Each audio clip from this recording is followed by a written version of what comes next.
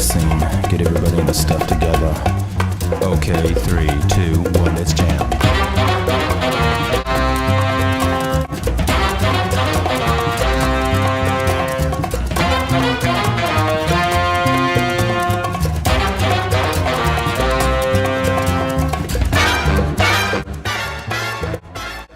The 1960s were a time of great advancement in aviation. From the space race to the development of modern jetliners, Americans and people worldwide were able to travel the world faster and further than generations before them.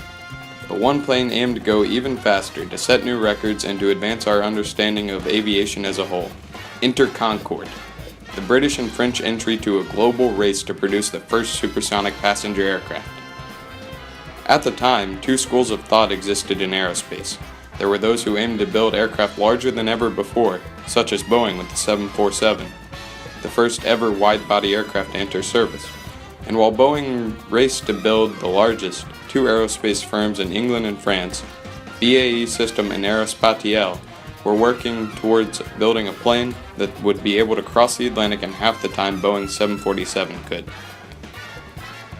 But they weren't the only ones chasing this dream.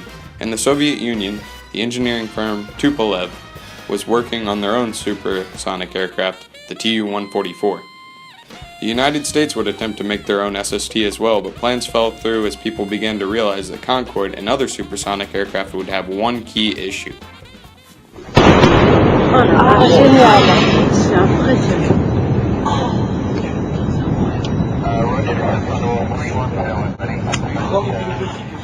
In 1964, the Air Force conducted tests over Oklahoma City to see if civilians would be able to become used to the loud noise generated by a plane breaking the sound barrier. Many people complained about the constant noise, and there were numerous reports of broken glass throughout the city.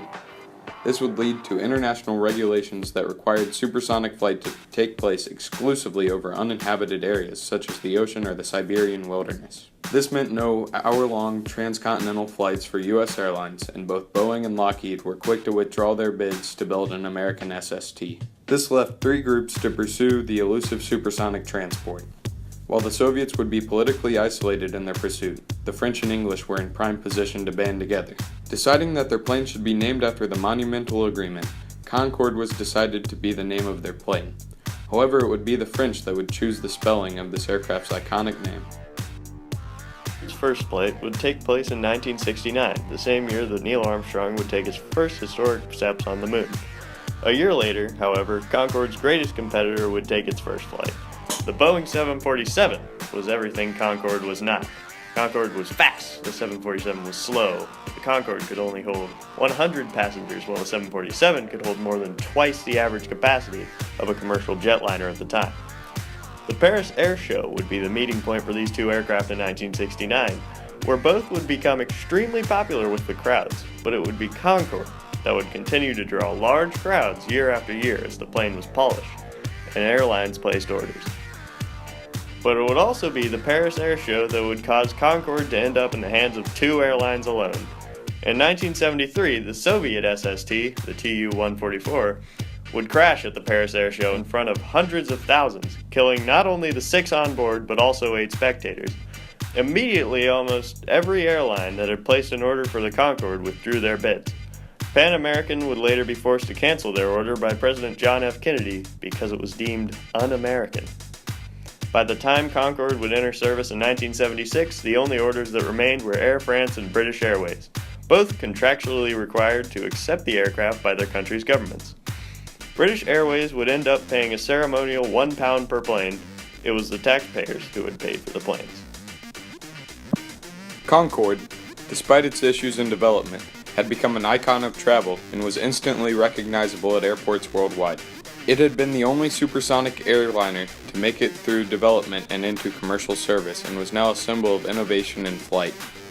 As the 20th century came to a close, Concorde began to fly exclusively between London, Paris, and New York.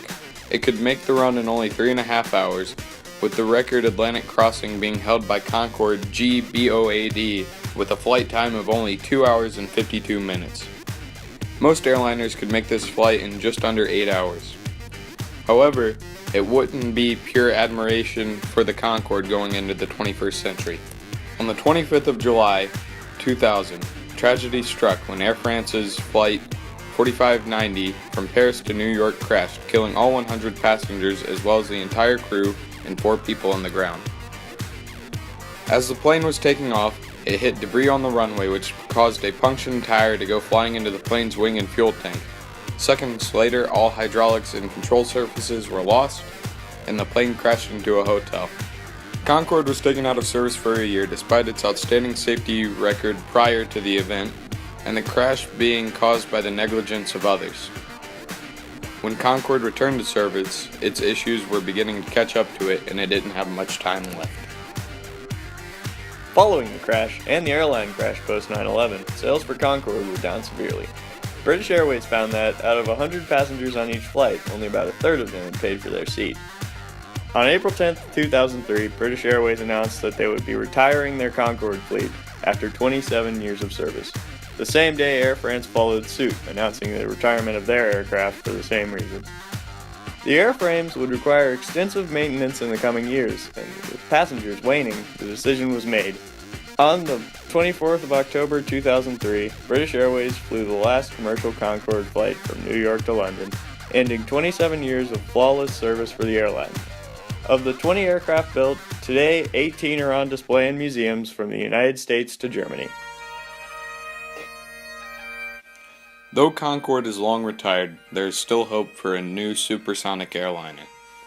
Lockheed Martin and NASA are working on a quiet supersonic plane right now, and a company called Boom is seeking to make an efficient SST that would hold around 20 passengers. Though Concorde had its growing pains, it taught us a lot about efficiency and speed, and the advances made during the Concorde program helped to build several supersonic bombers used today, such as the B-1 Lancer, and the Anglo-French agreement made during the development of Concorde would go on to be the roots of Airbus, the second largest aircraft manufacturer in the world. It was the aircraft that defined a generation, and it is still just as magnificent today as it was in 1969.